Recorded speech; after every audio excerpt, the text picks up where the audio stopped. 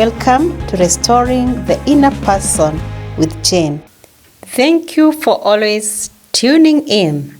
Today I continue to explore further on having a shoulder to lean on, because we said we all need a shoulder to lean on, human beings being social beings and having many issues that we are working on ourselves in this life.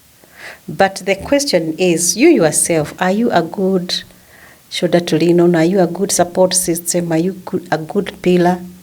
And even if you are looking for a pillar among the many people surrounding you, who can you say qualifies to be a support system? Different people come in to play different roles in being support systems.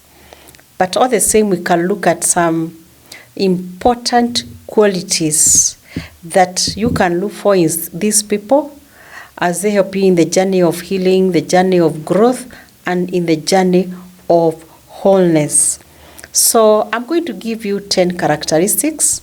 The first one is being empathic. Whether it is you who is a support system or the other person who is your support system, that person needs to be empathic. What is to be empathic? To be empathic means that you are able to see things from the perspective of this other person. You are able to put yourself in their shoe and feel the way they are feeling from where they start. Try to understand them and pick their feelings, and from there you can be able to walk together with them. The next one is to be genuine. Genuineness means that you walk your talk. Whatever you say is what people can see you doing. When you are genuine, a person can be able to trust you because you mean what you say.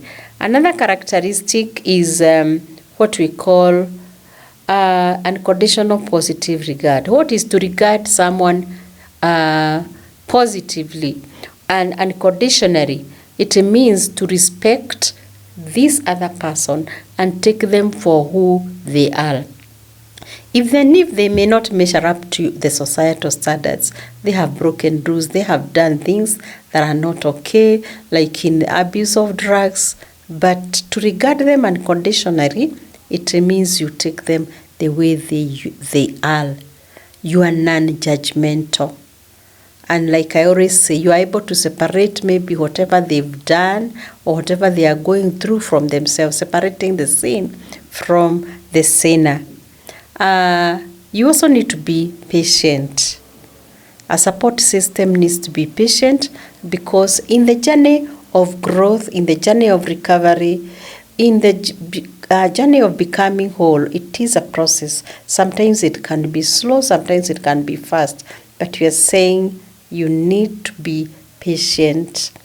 And sometimes, like in the journey of recovery, you find people relapsing. So patience is very important. It calls for a lot of patience and also a lot of resilience. Being strong, being able to go an extra mile, putting in a lot of your time and hard work because of another person. Another thing is being an encourager.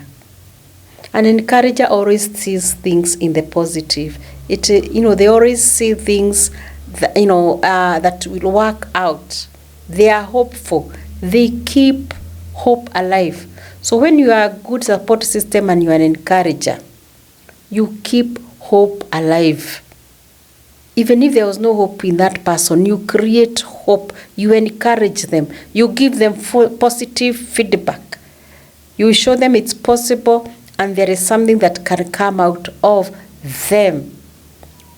Being an encourager, you also help them to work on their talents, to work on their abilities. You encourage them to do something with what they already have and help them to identify that. And you also need to be a very good listener. So people want to pour out their heart. Together with patience and encouragement, is good listening. So when you are a good listener, you pay attention, you do not mix activities. When you are listening to a person and you are a good listener, you give them undivided attention. Your attention is not on that person and other things. It is solely on that person as they empty themselves, as they share whatever they want to share with you. You also realize that when you are a good listener, you are an encourager, you are patient. Those that are depending on you or are leaning on you can become dependent. So it is important to set boundaries. So there is the far you can get into the life of the other person, and there is the far they can get into your life. Yes, I help them to set healthy boundaries. If you are the person you are leaning on another person, it's important to, not to overshare, getting to know the things that you need to say and what you do not need to say. We have different types of boundaries. They can be physical and non-physical. But in being a support system, you need to identify where are the boundaries, whether they are physical or non-physical. Maybe let me just give an example of a physical boundaries. Like if it's a support system and they are in your house, there is the limit of what they can access and what they cannot access, because maybe you are also supporting them materially. What can they use and what can't they use? So be in a position to set healthy boundaries. It's also important that as a support system, you are consistent.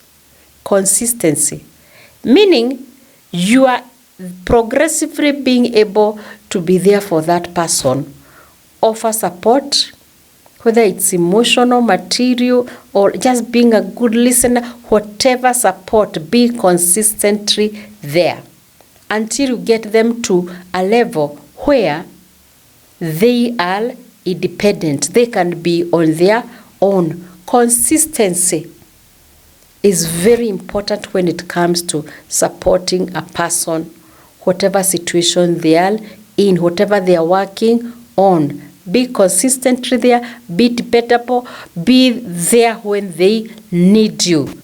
It's also important to keep confidentiality. So you realize when a person is leaning on you and you are listening to them, they are sharing their life, they have opened their windows or the doors of their life to you. They have become vulnerable to you.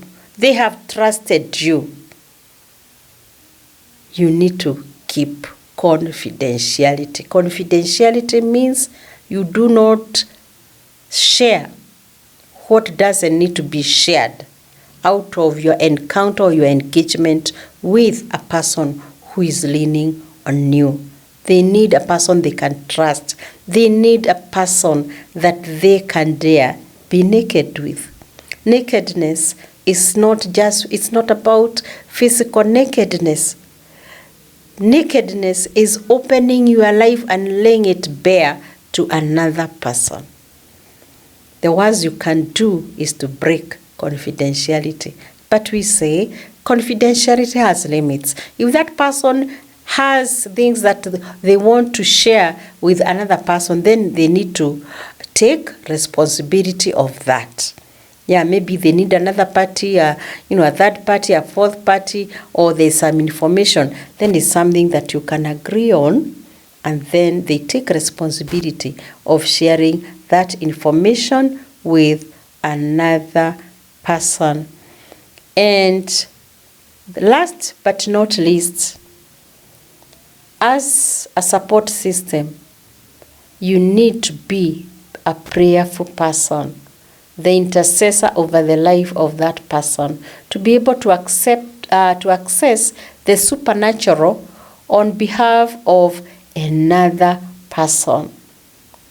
That's very, very, very powerful.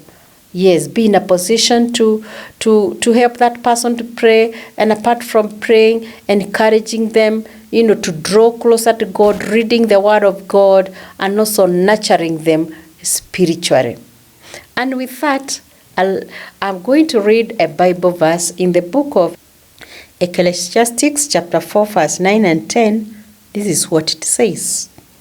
2 are better than 1, because they have a good return for their labor. If either of them falls down, one can help the other up. But pity anyone who falls and has no one to help them. I believe you have been helped by this episode, where we have seen the importance or the qualities of a good support system, and we all need that in life. So if you have been blessed, make sure you like, comment, share with all those people you know they need this information. Are there people who are taking care of a loved one because they are sick? Do you have people that are dealing with somebody maybe who is recovering? Are you dealing with a family? Maybe they are experiencing loss and grief. Are you working with a teenager who is dealing with childhood traumas, working through their self-esteem and all that? Then ensure you share this with them, because this information is meant just for them.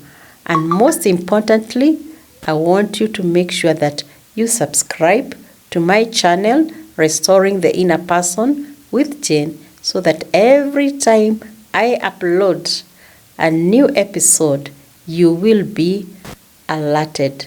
See you in my next episode.